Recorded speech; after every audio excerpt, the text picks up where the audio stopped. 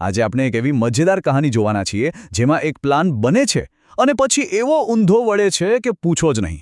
આ આખી વાત એક જાણીતા ગુજરાતી કોમેડી સ્કેચ પરથી લેવામાં આવી છે. તો ચાલો જોઈએ શું થયું હતું. જો આખી ગેમની શરૂઆત જ અહીંથી થાય છે. આ એક લાઇન પરથી જ ખબર પડી જાય કે આ મિત્રો વચ્ચેનો જે સોદો છે ને એ થોડો કાચો અને જોખમવાળો છે. મતલબ કે જે પણ થશે એની જવાબદારી તમારી. તો વાત એમ છે કે બે મિત્રો છે. એમને એક સંબંધીના ખબરઅંતર પૂછવા જવું છે.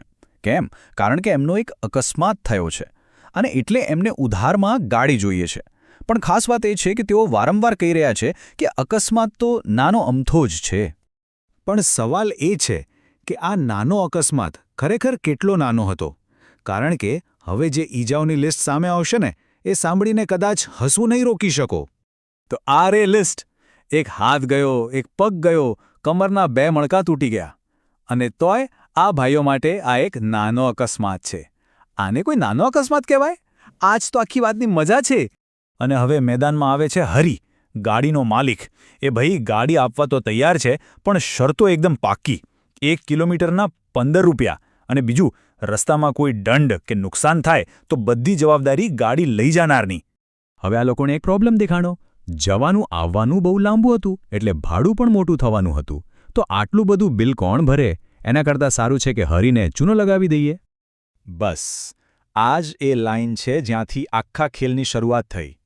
એમના ગ્રુપના માસ્ટરમાઇન્ડે કહ્યું કે ચિંતા ના કરો, મારી પાસે આઈડિયા છે. આપણે ગાડીના કિલોમીટરમાં આપવાના મીટરને 0 કરી દઈશું. તો પ્લાન એકદમ સિમ્પલ હતો. સ્ટેપ 1 ગાડી લો. સ્ટેપ 2 140 કિલોમીટર ફરો. સ્ટેપ 3 મોકો જોઈને મીટર 0 કરી નાખો.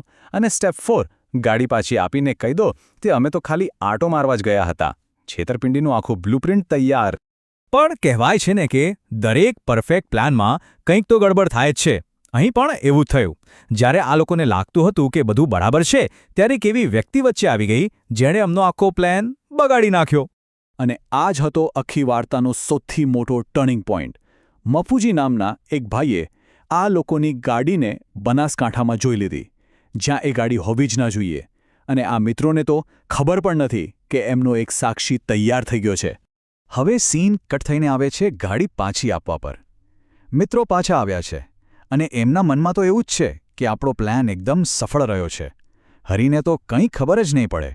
ગાડી પાછી આપીને હરીને જે આંકડો બતાવ્યો એ તો જુઓ, ફક્ત 12 કિલોમીટર.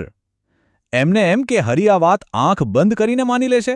અને આ 12 કિલોમીટર ચલાવવા પાછળની જે વાર્તા બનાવીને લાવ્યા એ તો સાંભળવા જેવી છે. કહે છે કે અમારો મિત્ર એટલો બધો પીધેલો હતો કે એને નિરમા સાબુથી મોં ધોવડાવવું પડ્યું, એટલે જલ્દી પાછા આવવું પડ્યું. પણ સામે હરી હતો. એ ક્યાં કાચી ગોળી રમે એવો હતો. એણે સીધો ને સિમ્પલ સવાલ પૂછ્યો કે ભાઈ, જવાનું જ 70 કિલોમીટર થાય તો તમે 12 કિલોમીટરમાં પાછા કેવી રીતે આવી શકો? આ વાત જ ગળે નથી ઉતરતી. તો હવે મેદાનમાં 2 વાર્તાઓ હતી. એક બાજુ આ ભાઈઓનું ગપગોળું કે મિત્ર પીધેલો હતો, અને બીજી બાજુ મફુજીની સાચી વાત કે એમણે ગાડીને 70 કિલોમીટર દૂર જોઈ હતી. હવે કોની વાત સાચી માનવી? બસ અહીં એમનું જૂઠ પકડાઈ ગયું. અને જેવો જૂઠ પકડાયું એટલે સમય આવ્યો હિસાબ કિતાબનો. ચાલો જોઈએ કે આ નિષ્ફળ યોજનાનું ફાઇનલ બિલ શું બન્યું. જુઓ, ગણિત બહુ સિમ્પલ હતું. હરીએ ચોખ્ખો હિસાબ કર્યો. 70 કિલોમીટર જવાનું, 70 કિલોમીટર આવવાનું. ટોટલ થયું 140 કિલોમીટર. અને 1 કિલોમીટરના 15 રૂપિયા. અને ફાઇનલ આંકડો આવ્યો 2100 રૂપિયા.